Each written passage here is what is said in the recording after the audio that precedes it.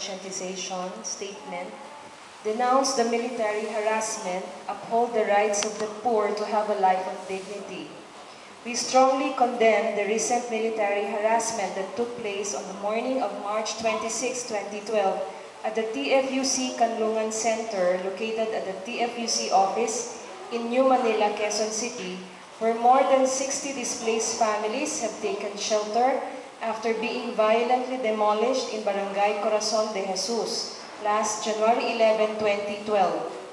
8 soldiers arrived at Kanlungan Center boarding an Isuzu wagon-type vehicle with plate number UUS 950, and when asked by the residents of the shelter, they claimed that they did not need to bring any endorsement letter or be subject to any protocol when they visit any office, since they are employed to mediate for the local government in situations of conflict on the barangay level and to wherever they are being assigned. According to them, they used to be stationed in the mountains and are licensed to kill. However, in the cities, they act as mere mediators. They asked for Father Charlie Ricafort, being the chairperson of TFUC and mission partner of AMRSP, and tried to talk with the victims of the demolition in Corazon de Jesus, who have taken shelter at the Kanlungan.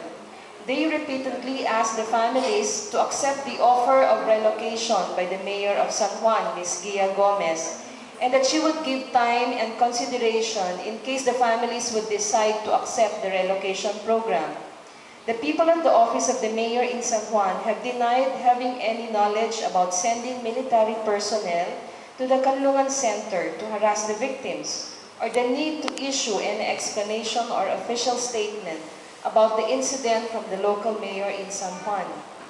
The supposed harassment by the military took place after the solidarity visit to the victims of demolition sheltered in the Kanlungan Center was made by the participants, priests and nuns of the World Council of Churches, Commission on World Mission and Evangelism pre-assembly meeting in Manila. The local government intends to hide from the eyes of the world the deplorable situation of the poor in the country and the violation of the human rights of the informal settlers in San Juan. Even if Mayor Gia Gomez washes her hands on their involvement in the incident, still this is a clear manipulation of authority and abuse of power and use of harassment to suppress the urban poor in their quest for justice. Until the present time, the poor families who are victims of the violent demolition in Corazon de Jesus continue to fight to defend their human rights. In behalf of more than 100 urban poor families who are victims of violence, we are calling for solidarity and participation in upholding human rights, and most importantly, to join the poor in their fight for jobs, employment, provision of social services, decent homes, and advocate towards the revocation or repeal of unjust, anti-people and anti-poor policies of the Aquino government.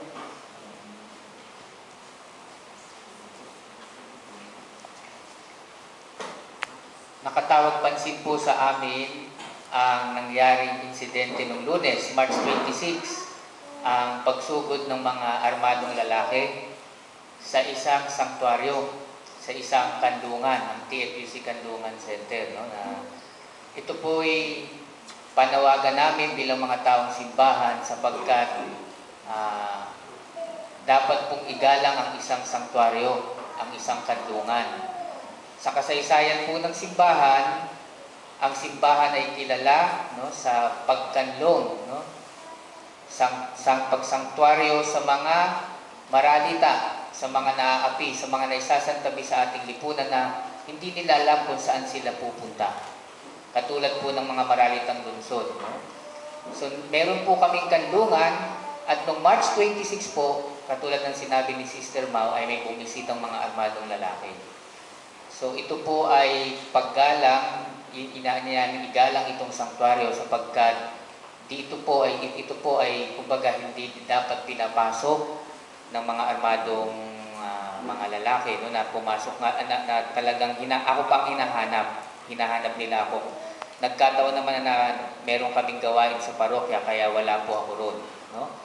So kilala ang simbahan sa pagkanlong sa mga maralita na laging inaisasantabi at binabansagan na eyesore ng society, no?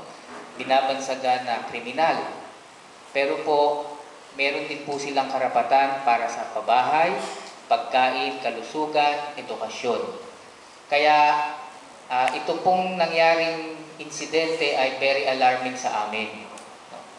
Ito ay bahagi ng nangyayaring urban militarization dito sa Manila na tinututulan po ng aming samahan, Task Force on Urban Conscientization. Sapagkat ito po ay pananakot, ito po ay panghaharas, at ang ating mga maralita na dinadahas na ng kahirapan, dinadahas pa rin ng mga armado. Kaya po panawagan namin na tinututulan po namin itong nagaganap, hindi lang po ito sa isang insidente na nangyaring demolition sa Corazon de Jesus, kundi marami pa hong mga maralitang lungsod ang nakabanta ang kanilang demolisyon. At ang simbahan ay tumutulong upang ipakita ang kanilang pagkaling at pagmamahal sa mga maralita. No? Kaya tinututulan po namin itong urban militarization at patuloy kami nakikiisa sa hinaing ng mga maralita sa kanilang panawagan ng pabahay na may dangal, ng pagtataguyod ng serbisyong pangkalusugan katulad ng edukasyon at